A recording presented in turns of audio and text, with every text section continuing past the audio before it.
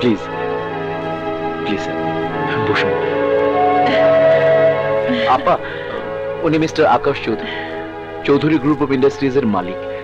Sir, আমার বড় বোন মিসেস খান। আসসালামু আলাইকুম। প্লিজ বসুন। Please sir. বসুন। Thank you.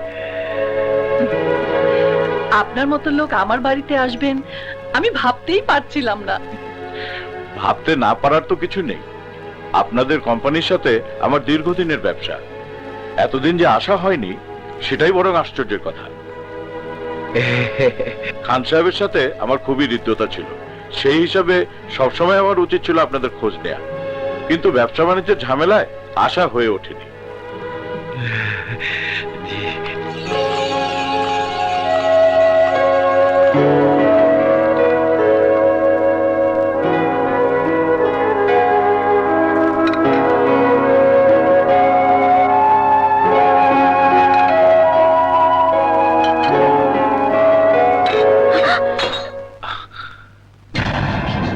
আরে আরে উল্লুক কোথাকার, কাজের সময় মন কোথায় থাকে? হ্যাঁ,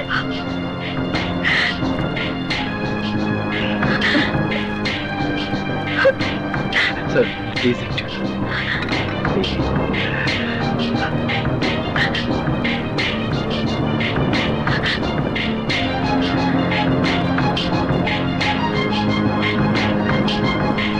ঠিক আছে, ঠিক আছে।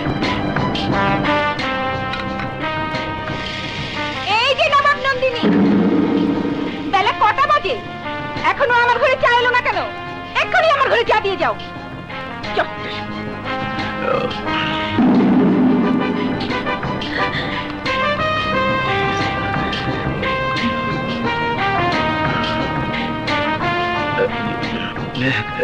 স্যার স্টার্ট করেন স্যার।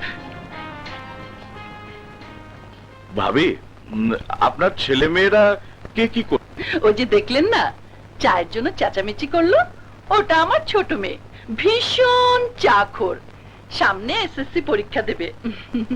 আর বড় ছেলেটা এইচএসসি তে পড়ছে, সারাক্ষণ ক্রিকেট নিয়ে ব্যস্ত। কিন্তু আমার যতদূর মনে পড়ে সবার বড় আপনার একটা মেয়ে থাকার কথা, কি যেন নাম? নীলা। ওটা অবশ্য আপার মেয়ে না, দুলাভাইয়ের আগের ঘরের মেয়ে। রাইট। সেই মেয়েটা কোথায়? ওই যে একটু আগে নাস্তা দিতে গিয়ে সব ফেলে দিল, ওটাই তো নীলা। এইটাই নীলা, খান সাহেবের বড় মেয়ে? Anything wrong? রং তো বটেই মিস্টার জাফর, মাথার জিনিস পায়ের নিচে গড়াগড়ি খাচ্ছে, রং তো বটেই।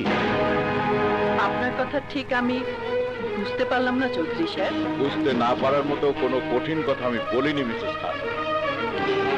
আমি খান সাহেবের বড় মেয়ে নীলার কথা বলছি, যার জন্য আপনার এ বাড়িতে বউ হয়ে আসে। যে মেয়েটি থাকবার কথা ছিল আপনার মাথার উপরে, তাকে রেখেছেন পায়ের তলায়। শুধু আপনিই নন, এ বাড়ির সবাই তাকে পায়ের তলায় পিষ্ট করছে। ভেরি স্যাড মিসেস খান, ভেরি স্যাড। চৌধুরী সাহেব, আপনি আমার পারিবারিক ব্যাপারে হস্তক্ষেপ না করলেই আমি খুশি হব। আপনি যে জন্য এসেছেন তাই বলুন। আমি সেই বিষয়ে কথা বলছি। আমি দেখতে এসেছিলাম খান সাহেবের মা মরা মেয়েটি কেমন আছে। এসে যা দেখলাম তাতে প্রাণ জুড়িয়ে গেল যে হাত পা বরফের মতো জমে যাচ্ছে। আর আপনার কথা শুনে আমার হাত পা চলে যাচ্ছে। ভাব দেখে মনে হচ্ছে মায়ের থেকে মাসির দরদ। মাসির দরদ নয় মিসেস খান, মানুষের জন্য মানুষের দরদ। একটা বোবা প্রাণীর জন্য মানুষের যে ভালোবাসা থাকা দরকার, ওই মেয়েটির প্রতি তার এক কণাও আপনার নেই। অথচ আপনি তার বাবার বিষয় সম্পত্তি ভোগ করছেন, তার বাড়িতে বসবাস করছেন। মা হয়ে আপনি মেয়েকে রেখেছেন চাকরানি বানিয়ে। আপনি মানুষ না অন্য? সামলে কথা বলুন। আমার বাড়িতে দাঁড়িয়ে আপনি আমাকে যা খুশি তাই বলছেন। এত বড় সাহস আপনি কোথায় পেয়েছেন? আপনার চৌধুরীগিরি আপনার বাড়িতে গিয়ে ফেলান। Please get out. বলার আমি কথা বলুন মিসেস খান, আপনি বুঝতে পারছেন না আপনি কার সাথে কথা বলছেন।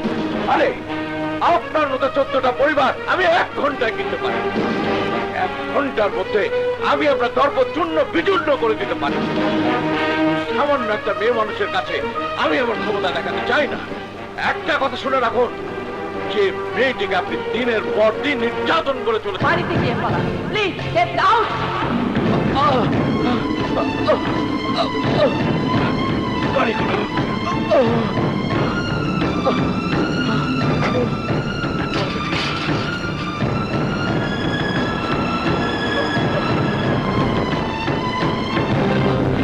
Dad, what happened dad? Excited হবেন না প্লিজ, তাহলে ওনার ক্ষতি হতে পারে। বাবা সাগর, তুই আমার একটা কাজ করে দিবি? ড্যাড, তুমি এইভাবে কথা বলছো কেন? তুমি চাইলে আমি আমার জীবনটাও দিয়ে দিতে পারি। হুকুম করো, কি করতে হবে? আমি একটা মেয়ে দেখতে গিয়েছিলাম বাবা। মেয়েটির বাবাও নেই, মাও নেই, বড় লক্ষ্মী মেয়ে, কিন্তু সৎ মায়ের অত্যাচারে মেয়েটার জীবন জর্জরিত। কোনো মানুষকে মানুষ এমন ভাবে অত্যাচার করতে পারে না। মেয়েটার কষ্ট আমি সইতে পারিনি। ওই অত্যাচারের দুর্গ থেকে মেয়েটিকে উদ্ধার করতে হবে বাবা, তা না হলে আমি শান্তি পাবো না। এটা কোনো ব্যাপার হলো? তুমি নাম ঠিকানা বলো, আমি এক্ষুনি গিয়ে তুলে নিয়ে আসবো।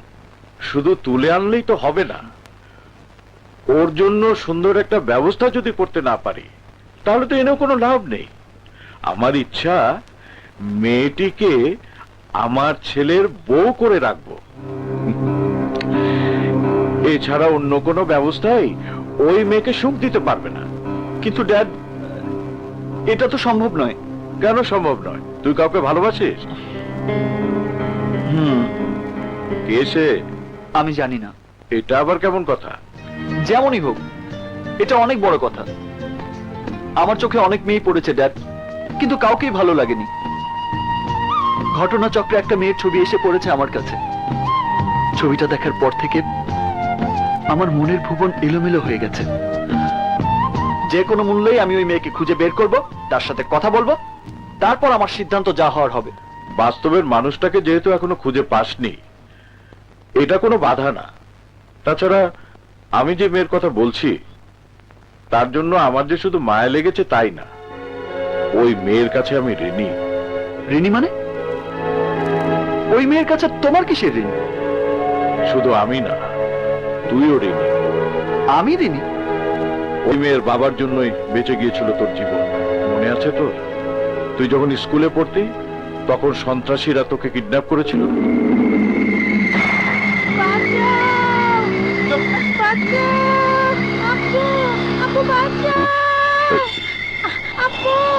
ড্রাইভার, গাড়ি করে।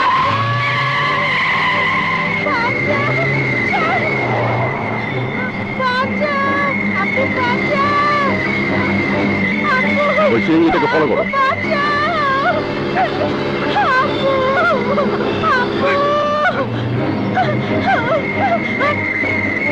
ড্রাইভার, তাড়াতাড়ি যাও।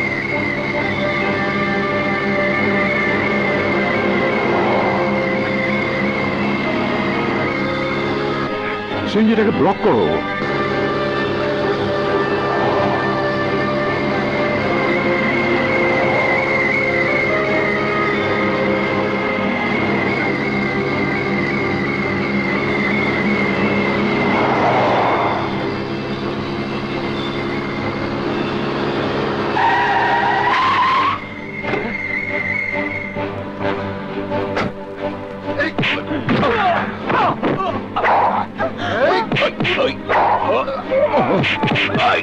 এই ছেলে ধরো, এই কে আছো? ছেলে ধরো, ধরো, কে আছো? ধরো, ছেলে ধরো, ধরো।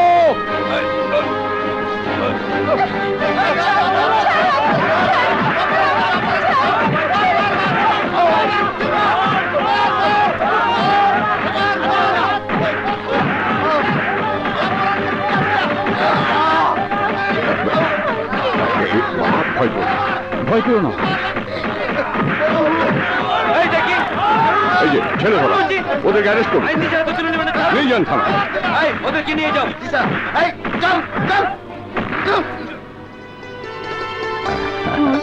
তুমি ভয় পেও না, আমি তোমাকে বাসায় পৌঁছে দেবো। চলো।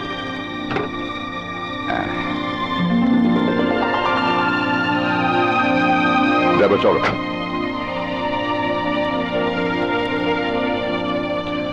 ভাই, সন্ত্রাসীরা আমার ছেলেকে আটকে রেখে যদি কোটি টাকা দাবি করত, আমি তাই দিতাম। শুধু তাই নয়, আমার সব সম্পত্তির বিনিময়ে হলেও আমি আমার সন্তানকে রক্ষা করতাম। আমার ছেলের চেয়ে আমার কাছে জগতের কিছুই বড় নয়। আপনি আজ আমার যে উপকার করলেন, আমি কোনোদিন তা ভুলবো না। আজ থেকে আপনি আমার ভাই। আজ শাহিদ খান পৃথিবীতে নেই, তার মা মরা মেয়েটি শুধু চোখের পানিতে ভাসছে। ওই মেয়েটির জন্য যদি কিছু করতে না পারি, তাহলে কোনোদিন আমি মানসিক ভাবে সুস্থ থাকতে পারবো না। তুই আমাকে বাঁচা বাবা, আমাকে বাঁচা। কুল ড্যাড। ওই মেয়েটিকে আমি বিয়ে করতে পারবো কিনা আমি জানি না, কিন্তু আমি তোমাকে কথা দিচ্ছি, ওকে আমি ওই অত্যাচারের দুর্গ থেকে উদ্ধার করবই। কিন্তু ওই পরিবারের কেউ যদি তোর পরিচয় জানতে পারে, তাহলে হিতে বিপরীত হবে। ওই বাড়ির সবকিছুই জাফর। ওকে, জাফর।